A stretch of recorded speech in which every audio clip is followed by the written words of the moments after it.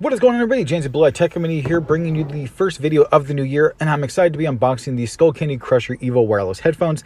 This is the new Crusher headphone by Skullcandy. I have actually not used a Crusher headphone since the original wired one from many years ago, so this will definitely be a huge upgrade considering the fact that I believe there's been maybe 3 or 4 Crusher headphones between the original ones and these ones, so this is going to definitely be a massive upgrade.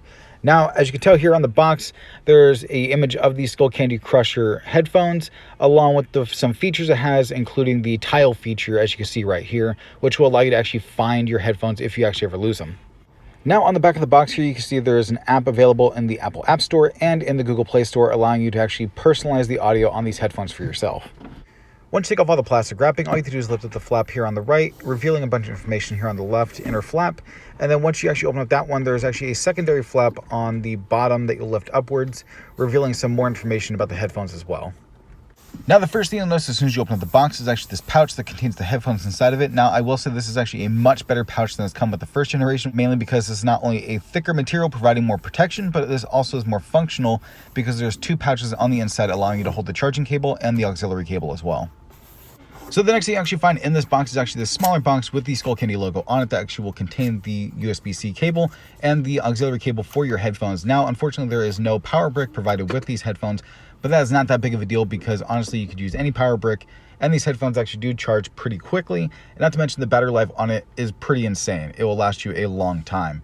Now onto the headphones themselves. The Crusher Evos are actually an all plastic design. Now, that being said, these do not feel cheap by any means whatsoever.